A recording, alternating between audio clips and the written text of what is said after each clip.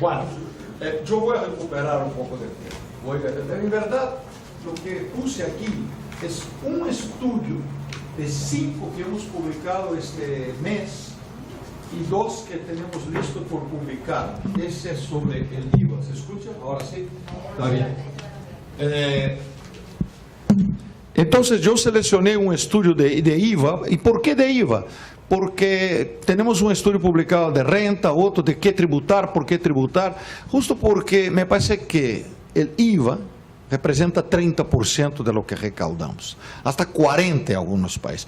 Y ahí el propio programa BEPS, que el CIETA está impulsando a todos los países a participar del programa BEPS. ¿Por qué? Porque el BEPS es un desafío, es una oportunidad. Es una oportunidad para modernizar nuestra legislación, para lograr cambios que de forma aislada un país no lo alcanzaría.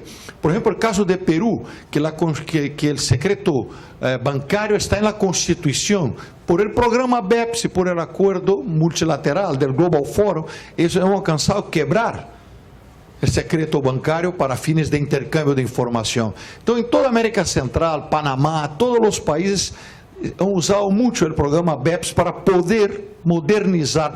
El acuerdo de Brasil para firmar intercambio de informaciones estaba parado en el Senado Federal y no iba a pasar. Pasó por la presión internacional. La propia discusión del secreto bancario, en Brasil no hay secreto bancario, pero estaba en la Suprema Corte hace más de 21 una discusión ahí parada, se finiquitó, terminó, se falló que no hay secreto bancario en Brasil, porque eso para atender a esta nueva orden internacional, ¿no? Pero el programa BEPS, por otro lado, él trata de renta, de evasión, planeamiento tributario abusivo en renta. Ok, yo siempre digo en la OECD que nuestro BEPS es exponencial, porque nosotros primero tributamos más IVA que renta, y tenemos una evasión en IVA de 30-40%, o sea, es un problema inmenso nuestras pérdidas de base, ¿no?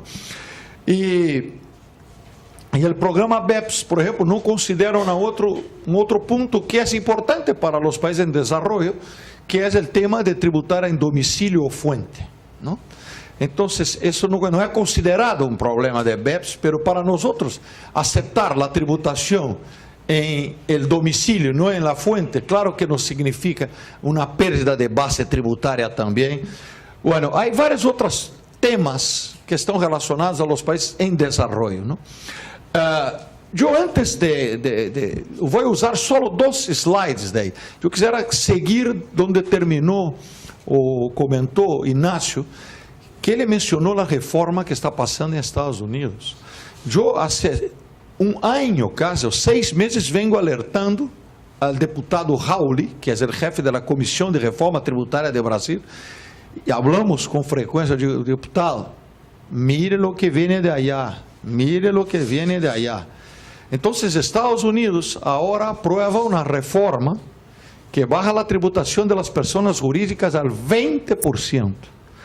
Y para aclarar, porque estaba en un seminario el último foro LAC, con la OECD y la CEPAL, estaba ex-ministro de Hacienda de Chile, estaban hablando, no, pero hay 7, que es la tributación de renta de los estados. No han cambiado eso, ese 7 es deductible del 20. Hoy en Estados Unidos tú pagabas 36, paga estadual que puedes deducir de los 35. Se va a bajar de 35 al 20. E com um sistema, como ele mencionou, que não é mais devengado, é base caja. E uma tributação que não é mais em base mundial, é territorial. Então, e o deputado me perguntava, a semana passada, em março, o que hacemos? Eu digo, há que bajarla de Brasil, porque não há outra forma. Por isso eu disse, a Argentina está muito bem, porque como o Brasil... Eu creio que quase 90% das multinacionais americanas têm uma filial em Brasil, se não é 100%. Bueno, se em Brasil vai cobrar 35% e Estados Unidos 20%. E agora, o mais complicado, que eu não sei se vocês han leído, porque pouca gente se ha dado conta de lo que vou dizer. Criaram um excise tax, que e não afeta a Organização Mundial de Aduana, porque não tem nada a ver com a aduana. É um imposto de 20% solo em las compras intragrupos. Então, mira, se o Brasil produzia um motor para levar a Estados Unidos, para allá assemblar e produzir um auto, já não vai ser ventaja para a empresa de allá comprar o motor produzido em Brasil, ou em México, ou em qualquer parte, porque esse motor vai chegar com 20%. Então vai haver um incentivo para que a produção das partes e peças ocorram allá nos Estados Unidos. Isso era o famoso ajuste de fronteira, que era pior, porque eles o que iam fazer é uma empresa iba eliminar as exportações de sua base tributável e eliminar as importações. Então, ia dar um impulso à exportação imensa, mas isso afetava as empresas como Macy's, Walmart, Costco, que importam todo e não tem nada não tem exportação para eliminar. Então, ia haver um impacto de preços muito forte em essas empresas que ia passar a los consumidores. O que fizeram os americanos? Foram inteligentíssimos. Não vamos a tocar nas exportações e vamos a tributar 20% só nas importações intragrupo. Então, Macy's vai seguir comprando camisas em Vietnã, em Ásia e vender allá porque não é problema de intragrupo. Pero todas as grandes multinacionais que estão afuera, para vender a Estados Unidos agora, vai ser mais incentivo para eles produzirem allá. Então, para um país como o Brasil, eu creio que afeta muitíssimo, porque não vai afetar amanhã, mas em los planos de mediano plazo de uma multinacional, se tem que investir em Brasil ou Estados Unidos, eu creio que vão preferir Brasil, até porque o fator que era mais barato, que era o custo da mão de obra, tampouco já é mais barato, ou seja, a ventaja. Eu creio que isso pesa muitíssimo para nós outros, esta reforma que já foi aprovada nos Estados Unidos. Creio que a Argentina está em um caminho bueno, porque está bajando el 25%, não? Porque Estados Unidos tem um peso no comércio que não podemos desconsiderar, não? E nem queria provocar esse tema, mas não pode deixar de dizer que isso afeta o BEPS também. Porque Estados Unidos, a ir para o territorial, não importa, mas metade das medidas de preço de transferência, a tributação de interesse se elimina nos Estados Unidos, porque é base caja, então não há mais dedução por interesses de deudas. Então, pode haver aí, vamos a viver um momento que temos que estudar o impacto. Bueno, perdão, aqui. Eu queria comentar e quase que um final, porque sei que estamos passados da hora. Sempre nos estamos comparando com a OCDE, não? É verdade, nossa pressão, queria começar aqui, ou seja, nossa pressão fiscal, primeiro, estamos melhorando e a distância já é hoje de 10 pontos, podemos dizer assim. A pressão tributária nossa de América Latina está por los 22,8 e a OECD 34. Isso já ha sido de 14, 16, 18, 20, estamos em 22. Então não há uma distância tão grande como era no passado com a tributação nossa em relação à OCDE. Pero les invito a todos a ver o estudo que o CIA está publicado com o BID de tributação de la pressão fiscal ajustada. Isso é o que hicimos nós, ajustamos. Então, em Panamá, há que incluir os recursos do canal, em Paraguai, os recursos de Itaipu, em México, de Pemex, em Chile, del cobre, e fomos incluindo em Chile. Tu não podes comparar, dizer que em Chile se tributa 19, em Brasil 35. Mas não é verdade que em Chile é 19. É que o pago da Seguridade Social allá tu não pagas ao Tesouro, mas tu pagas de forma... Há uma cunha fiscal, ou seja, e isso, incluindo Chile, sube a mais de 23. Então, quando consideramos essa pressão fiscal ajustada, se hacemos a ponderação por el PIB, a América Latina está tributando a los 27%. Então, a diferença em relação ao OECD ha bajado muitíssimo, não? ¿Cuál es el problema que nosotros tenemos, que no hemos mejorado en nada en relación a la OECD? Es el impacto de la tributación y del gasto en la disminución de las desigualdades. Aí é que estamos, por isso que eu comentei que tributamos pouco ou muito, pero mal, porque a tributação e o próprio gasto público aqui em América Latina, pouco contribui para a diminuição do Gini. Nós bajamos, em média, América Latina, 6 pontos do Gini. Então, se o Gini é 54, cai a 50 de concentração de renta. E em la OECD, baja 36%. Eles já têm um Gini que não é 45%, não é 56%, pero de eles baja 36% com a forma de la tributação e la de... Esta, creio que é a equação que devemos buscar para trabalhar que a política fiscal vuelva não, porque nunca cumpriu, cumpla com seu rol de diminuir desigualdades, não? Por supuesto que aqui estamos falando em lo conjunto de América Latina, não? Todo aí se vai tratando em cada país, ou seja, isso é uma situação. Respeito à pressão fiscal, os países de América Central estão tributando por os 14% todavia, e Dominicana.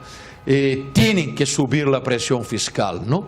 Costa Rica enfrenta un déficit hoy muy elevado, tiene inmensas dificultades de aprobar una reforma tributaria. Guatemala, cada vez que vienen nos piden que evaluemos una propuesta de reforma tributaria, yo tengo una colección de propuestas de ellos y no se aprueba. Entonces es importante eso, que se apruebe, ¿no? En mi país no se aprueba también, pero por lo menos allá tributamos, ¿no? 35, tal, entonces...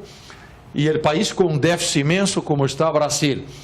Agora, os gastos tributários hoje representam 30% da recaudação potencial de América Latina. Ou seja, nós estamos dando benefícios. Eu não me opongo aos benefícios. Eu creio que os benefícios fiscais são importantes.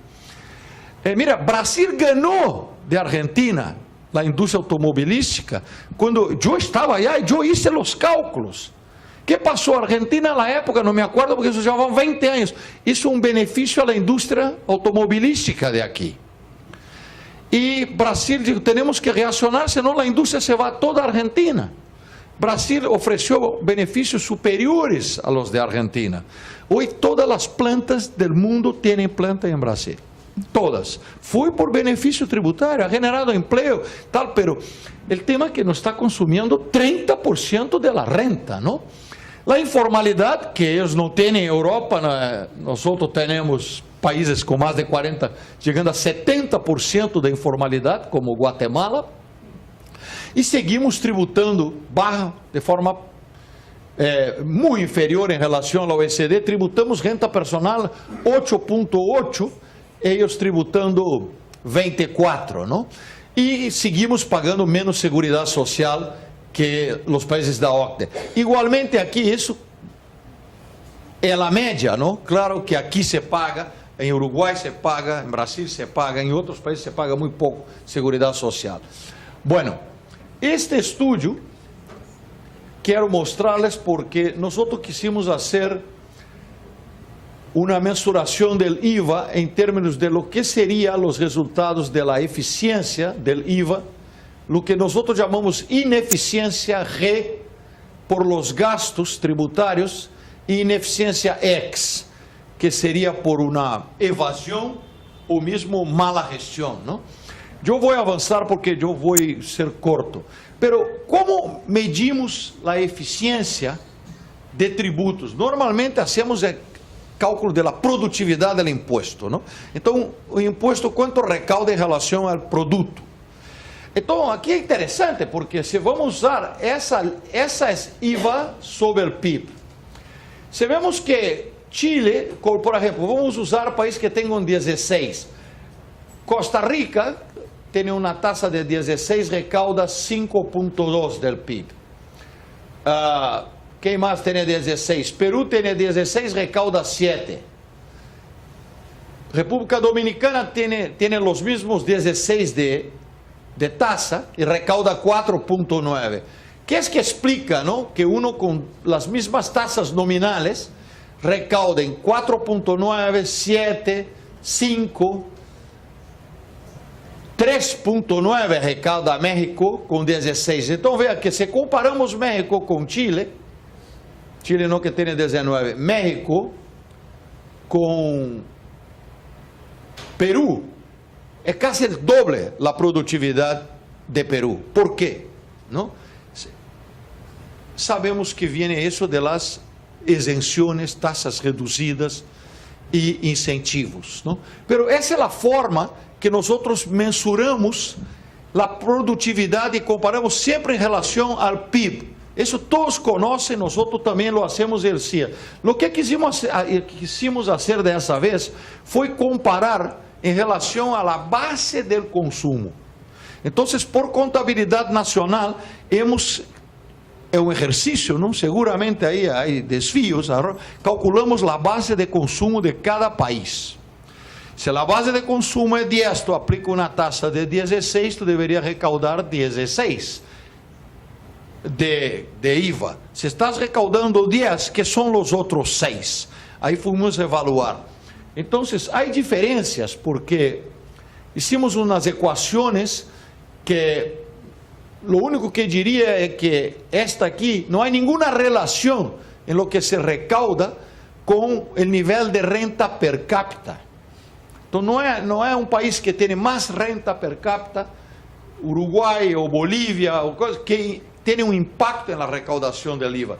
E o que dá resultado é a recaudação com o nível de las tasas em geral, ou seja, é a taxa do IVA que impacta, e não o nível de renta per capita. De las equações, é um pouco chistoso, mas o que apresentou melhores resultados é que foi a equação da recta que hicimos de los países por la latitud. Los países del sur têm um resultado mais significativo, melhor eficiência que os países del norte. Claro, é que estamos comparando Uruguai, Argentina, Brasil, Chile, Paraguai com Panamá, América Central e México. Então, nós del Cone Sur estamos tributando com uma eficiência bem superior a los países del Cone Norte. Não estamos incluindo Estados Unidos aí porque não tem IVA, não? Pero esses são resultados interessantes que eu creio que vale a pena a leitura. Pero lo que é azul são a produtividade, o tradicional cálculo para cada país em relação ao PIB. E o que está aí em caramelo é a eficiência. Então, para a alegria de nossa vice-ministra, o país que apresenta mais alta eficiência por la base de consumo é Paraguai. E México, o que menos apresenta em termos de eficiência, ou seja, que essa eficiência não era calculamos o que por contabilidade nacional, dados publicados, isso deveria ser a base de consumo. Aplica a taxa, México recauda menos, não? Para seguro que há desvios, não? Nenhum desses dados está perfeito. Aqui é comparativo com a Europa. Eu queria ir à conclusão. Bueno, esses três colores nos dão em azul o que é a eficiência, quanto se recauda de la base. O que está em caramelo é o que estamos perdendo por renúncia tributária, por gastos tributários, por isenções. E o que está em gris seria o que nós chamamos ineficiência ex, que pode ser mala gestão do IVA ou evasão, dentre outras causas. E aí, o interessante é que hemos detectado que há errores estadísticos, porque México é muito difícil crer que esse dado esteja correto, mas são dados públicos. Esse dado aqui estão todos disponíveis em el CIA Data. A renúncia tributária em México não pode ser tão pequena e nem a evasão tão grande. Isso aqui, há problemas estatísticos. E há problemas estadísticos em outros países que dão a ineficiência negativa, porque sumado lo que se recauda com a base de las isenções, vai mais de lo que se calculou como base total del IVA. Possivelmente, e aí está Paraguai, entre outros esses, há mal cálculo de las renúncias. Lo que importa aqui é essa tabla, e aí por aqui vou a terminar. Em América Latina estamos recaudando 56,9% del IVA potencial, donde o país que tem o melhor resultado é Paraguai, o que apresenta o mais baixo nível é México, pero solo estamos recaudando el 57%. 20% de todo lo que recaudamos es ofrecido como, de lo que recaudamos no, de la base tributária, es ofrecido como una renuncia fiscal. Y lo malo es que se encuentran hoy, casi todos los países tienen cálculos de la renuncia, pero es difícil encontrar estudios sobre los resultados, los beneficios de la renuncia. Ahí es casi raro que no se encuentra. Y entonces nos quedamos con 23% de la base de nuestro principal impuesto, que es evasión o mala gestión, posiblemente los dos, ¿no? Como les comentaba, yo quise hablar de IVA porque estamos siempre hablando de renta. Los últimos 2 años ha sido BEPS y está muy bien. Es muy importante estarmos en ese programa global porque ganamos de la sinergia. Hay medidas ahí que de forma aislada no lo haríamos, es importantísimo. Así como el Global Forum, que en mi opinión, 40 años trabajando en el Ministerio de Hacienda, yo nunca imaginé que iba a haber algo tan importante cuanto el Global Forum, cuanto el proceso de peer review, de la revisión de pares y el nuevo estándar que ha creado, ¿no?